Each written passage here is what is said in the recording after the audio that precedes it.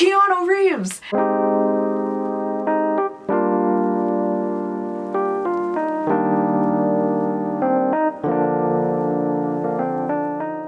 This is literally the worst time to be filming, but if I don't film this now, it's not gonna get done.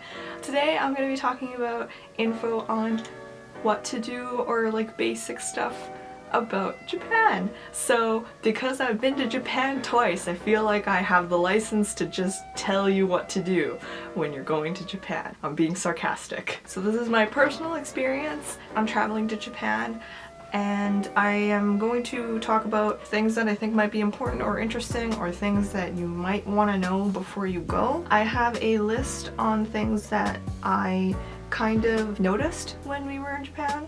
So they're in no particular order, but before I get started with everything, actually, I need to thank Eric a lot for helping, for basically essentially planning this trip. I did not do a lot of planning, so yeah, thank you to Eric. They basically did everything. I kind of suggested places to go, but like in terms of transportation and stuff like that, I'm not good with stuff like that and they are, so yeah. So the like number one thing is the garbage can situation. So a lot of people say when you go to Japan you're just gonna have to hold on to your garbage for a long amount of time, and I mean, I saw a meme, it was like, if you can hold on to your garbage boyfriend for 3 years, I think you can hold on to your garbage for like an hour. The longest that I had to hold on to garbage was maybe like half an hour. I think it's over exaggerated. I think even in most regular cities there's not a garbage can like everywhere you go. Like it's not that bad. You'll probably find a garbage can at some point. Another thing is that there are vending machines literally everywhere. There's probably going to be a vending machine within like a block. There's probably going to be another vending machine. And the nice thing is that the vending machines also will have hot drinks sometimes. So if you are traveling in the wintertime and you just want a hot drink, you could just get one for like $1 or $2. And they are heated, like they are actual hot drinks, so that is very nice. And the vending machines also have a little slot for recycling as well. So if you have a water bottle that you've just been holding on to, you can recycle it in the vending machine. If I'm talking very quickly, it's because I've already filmed this like a week ago and I was totally not in focus the entire time, so I'm refilming it now. And if I'm not in focus this time, I'm gonna go insane. Theft is not super common in Japan. I wouldn't really worry about it too much. Like a lot of the bikes that you see along the streets are not going to be locked up usually. The umbrellas that people use are usually not locked up. They'll just leave it like in a bin at the front of a store. I honestly only worried about theft if I was around other foreigners. I don't think I was ever worried about theft. I've heard stories about people like going to a park and then forgetting their sweater and then coming back to the same park and then finding the sweater like folded up on a bench. So I personally wouldn't worry about it. If you do decide to stay in like a temple, the first time I went to Japan I stayed at a monastery, so it's an actual temple and there are only sliding doors. They do not lock. The only thing that locked were the bathrooms. So there's that. I think this time we also stayed in an Airbnb, which was also like a temple styled home, and it was also sliding doors again, so nothing locked. Our bedroom door did not lock and the bathroom door did not lock. It just had a little sign that said like occupied, not occupied. If you do not speak any Japanese at all, you will probably be okay. Like on the streets, the buses, the subways will still probably have English. Menus will probably still have English. There will probably be someone who is willing to speak English to you. However, if you are willing to take the extra time to learn a few phrases. Come on in. Can I leave the door a little bit ajar? If you want to make a little bit of an effort to learn basic phrases, that might make it so that people are a little bit more willing to help you. Do you want to come in or do you want to go? Sumimasen. So that is a very helpful word. It is excuse me. It's if you need you need to get someone's attention, if someone's in your way. If you're just like, I need help with something, just go with that. Politefulness and like etiquette is kind of important, but also they're not going to care too much. Like things like eating sushi properly, they're probably not going to make a huge fuss about it. Generally, being polite and bowing and being respectful is going to be I'm gonna drink coffee real quick. It's really bad today. Just be polite, be courteous, bow a lot. Okay, I'm gonna talk about bathrooms really quickly because this is kind of a thing that I've noticed that's come up. One thing, if you can, bring like a small hand towel. I have this. It's really cute, actually. It's from the Pokemon Center. It's a little pouch, and I was like, it's gonna remind me of Japan and Fiji. It's really cute. But anyways, in here I have a hand towel in the shape of Pikachu's face. It's really cute. Basically, it's because a lot of places for the restrooms, they are not going to have paper towels, and they might not have the hand dryers either. It's very common for people to just have a hand towel with them, and if you didn't pack one and you want to have one because you're tired of wiping your hands on your pants or whatever, you could probably find one just like at a Daiso, which is like a dollar store, or Tokyo Hands, or 7-Eleven. They probably have a hand towel that you could just pick up real easy. The other thing is that bathrooms are typically very small. I think the smallest restroom I went to was in a Taito station, and it was literally just like the seat, like the toilet seat, and then the sink, and it was literally like just this big. So if you are a little bit taller or a little bit wider, unfortunately there's not much you can do. You just have to go to another store or restaurant or place that has a larger bathroom. There's not much I can really say about that. That being said, if you are also in a park or outside anywhere, sometimes the restrooms are only going to be squat toilets. So those are the ones where it's like literally in the ground. And the first year I went to Japan, I was with a tour group, and there was an elderly lady who needed to go to the restroom as well. And we were in the park in Koyasan, and the restroom was only the squat one, and she was just like, oh, I guess other things in terms of like being courteous: don't talk on the subway, don't talk on buses, don't talk on trains. If you are going to talk, just be very quiet. The only times I was like, shut the f up, was when we were on one of the trains in Tokyo.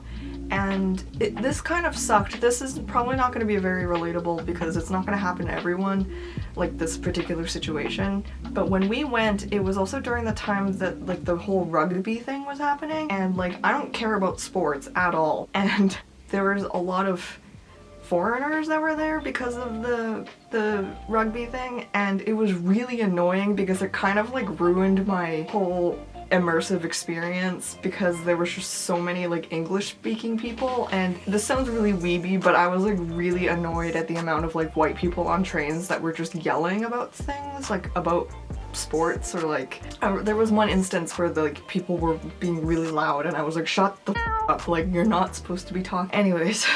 Okay, so I am on my YouTube channel. If you wanna follow along, you can. This is legit going to be like the worst light setting that I've ever filmed video. I think we only had one day in Osaka, so we didn't really do much. We went to a Tokyo Hands, which is like a very, very large craft store, everything store, department store. Okay, we're just gonna stick with tungsten, and then I'll fix it in post. I'm not gonna fix it in post. I never fix it in post. I will fix it in post. It was very nice. It was very pretty.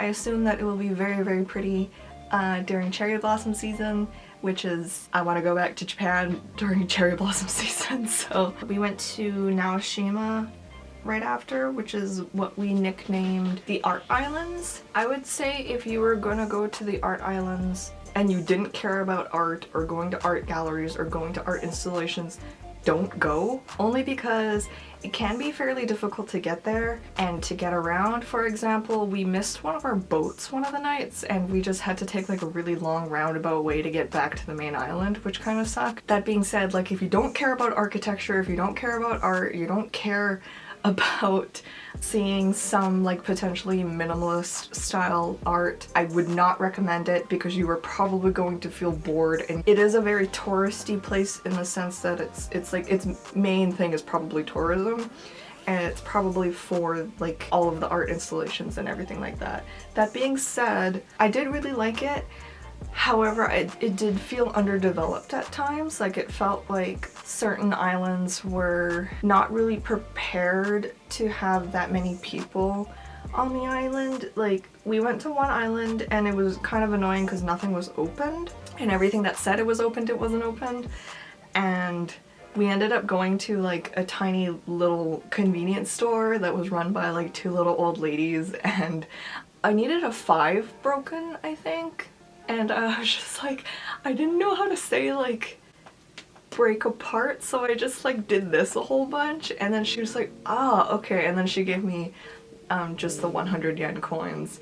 And oh, the old lady asked Eric if I think Eric got like a dried fish thing, like a dried squid fish thing, and she was like, oishii desu ka?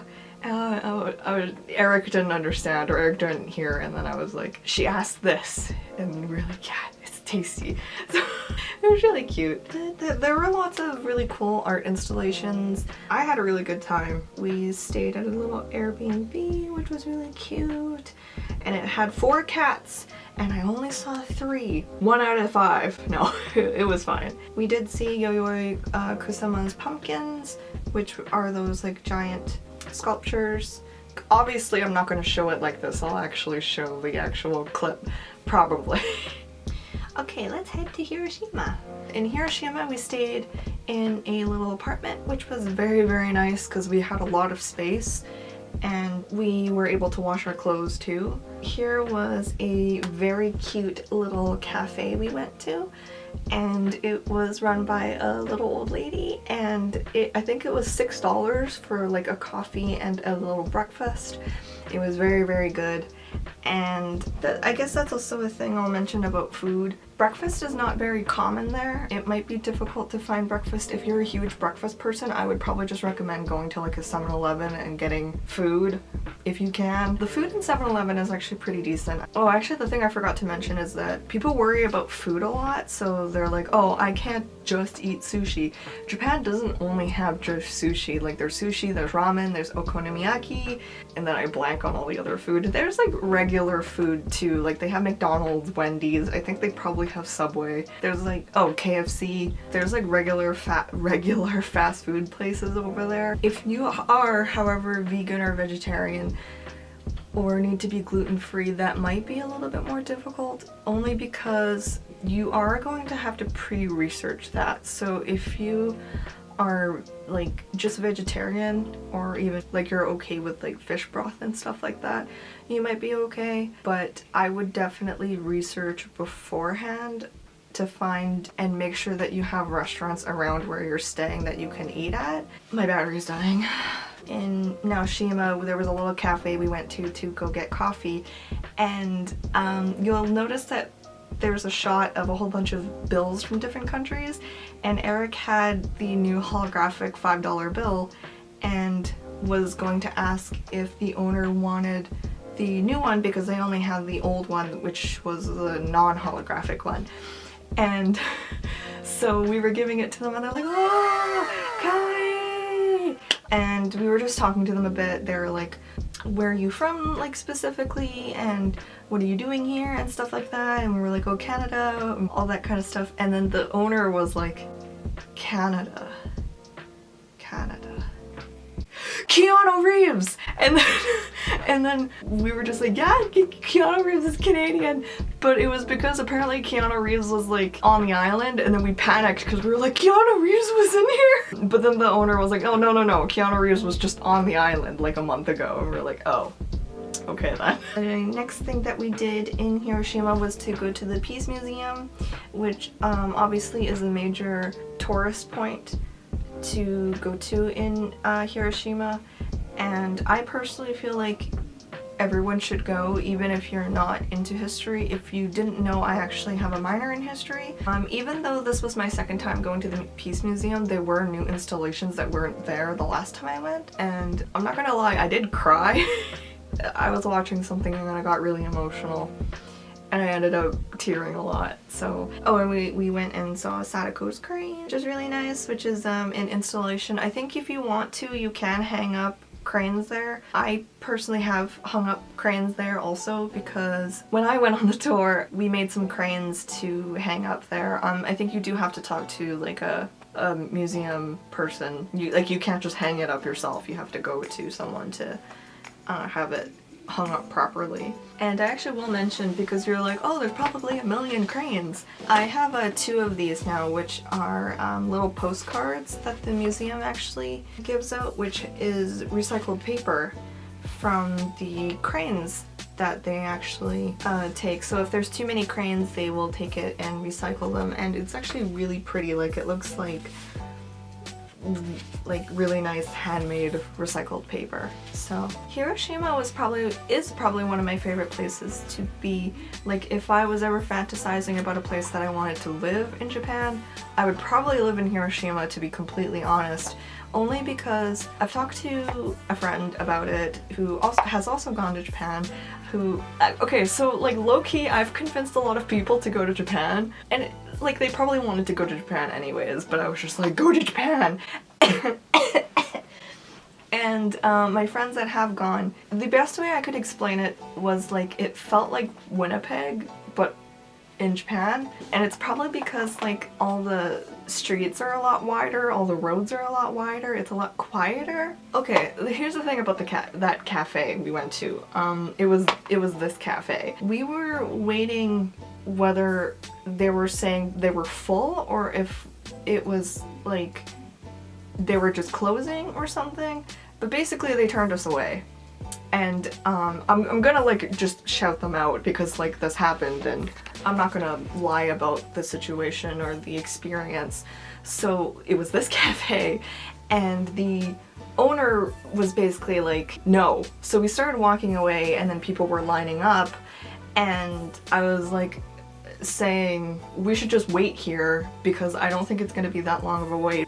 Someone leaving, I think, was just like, what's happening, like in English, and we were just saying like, we want to eat here, and then he asked, and they basically just said like, oh, it's just gonna be like a little bit of a wait. So we're like, okay, that's fine. So we went back to the front of the line because we were waiting there the longest, and then the owner came back out and tried to take the people behind us, which was weird because he knew that we were waiting. So the owner took the people behind us, but then the people behind us were like, oh no, we were there first. So they ended up taking us first, and we ate there. The food was fine, but like that whole situation was a little bit annoying. I'm just gonna mention it because it happened, but I did kind of notice that they weren't as willing to help us if it was Eric and I. If it was just me, they were more willing to help me. And I don't know if it's because like the first time I was in Japan, I kept reiterating to like every single person. I'd be like, sumimasen, nihongo wa karimasen, English please. Like I said that every single time, and then they would be more willing to help me. But I did notice that this time around, people were not as willing to help. And I don't know if it's because like I didn't specify it. I didn't say my whole spiel every single time. So I don't know, that was just something that I noticed. Again, that's probably not gonna happen to every single person, but I'm just being honest about my experience. I'm not gonna talk about the JR Pass too much because I didn't actually order it. Both times, like Eric ordered the JR Pass this time, and the first time I went was with a tour, so I didn't order it then either. You do have to order it in advance. I'm not going to talk about it too much because I'm not super educated on how to order a JR Pass.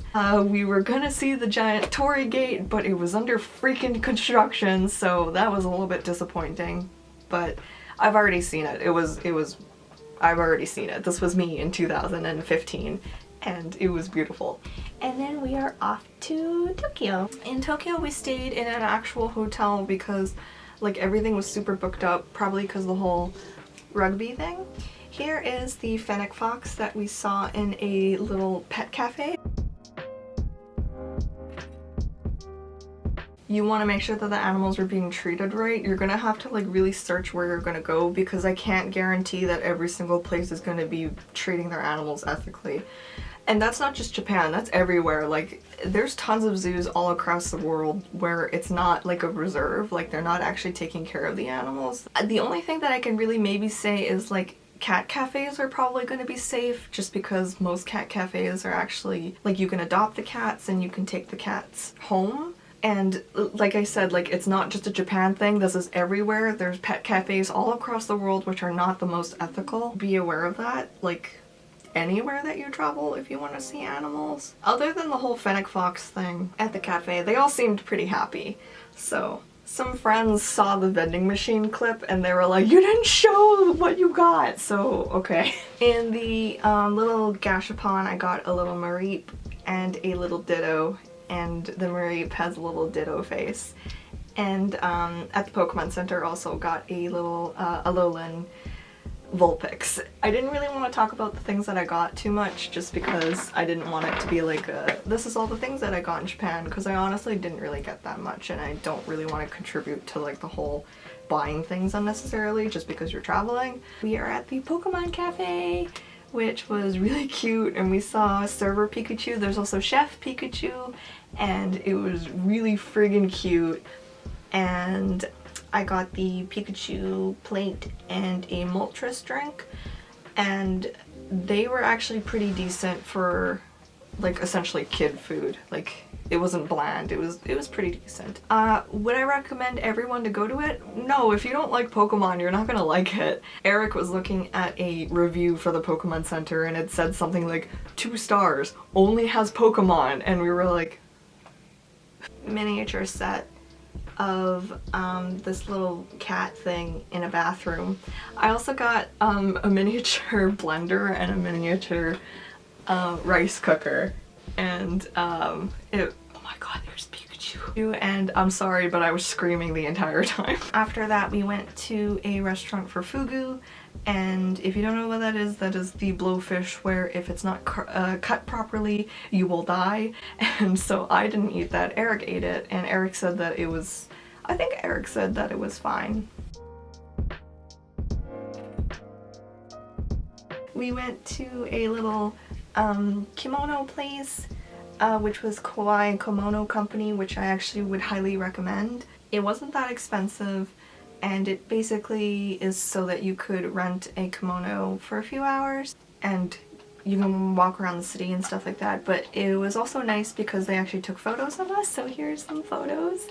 I always wanted to wear a kimono. I've worn yukatas before, but I was always like, it's just a yukata. Like, I want to wear an actual kimono, so I actually got to do it this year. It was really, really nice. It was Sam and an older woman who I want to assume is her mother who helped me put on my kimono, and it was just a really, really nice experience. Halfway during the experience, she was just, because she kept asking me for color preferences, and I'd be like, pink, and she'd be like, okay, it's pink, everything is pink. It was really nice, it was really cute. Also wear sunblock. I got sunburnt, I think, in Naoshima, and I got heat stroke in Naoshima because I passed out in one of the art installations. So it was this one. It was this art installation, passed out in there. So yeah, wear sunblock. This is actually the Etude House one that I picked up. Like I said, I didn't really pick up that much, but I got this BB cream because like the BB cream in Japan is really, really good. We went to Cafe Ron Ron. Okay, next we went to Palette Town, which is connected to Team Lab, which was the art installation we went to. Oh, here is the skyline shot that I got because we went on a Ferris wheel. That was, I think it was only $10, so 1,000 yen, so it wasn't that bad. Here is the art installation that we went to, which was honestly one of the highlights for me personally for Tokyo, just because we spent like 4 hours in there. It was really, really nice, and I think it was maybe only 30 bucks. And yeah, we spent a really long time in there. There was a little cafe that we get tea. I got the matcha ice cream, so that was really cool. I definitely took a lot of selfies in here. It was really cool. We went to the Ghibli Museum, which you do have to get tickets prior to going there. It's too yellow now. I hate it. I think there's 2 sites that you can use to order a Ghibli ticket, but you do have to order it a few months in advance, I think. So it was really nice. The only thing is that I think the cafe took like 2 hours to sit down, which was really annoying. I wish that they did like a ticket system or something so that they would just call you when a table was available, because that was really annoying that we just literally had to sit there for like 2 hours. gonna just quickly go over the last two things that I really wanted to talk about, and I guess it was umbrellas.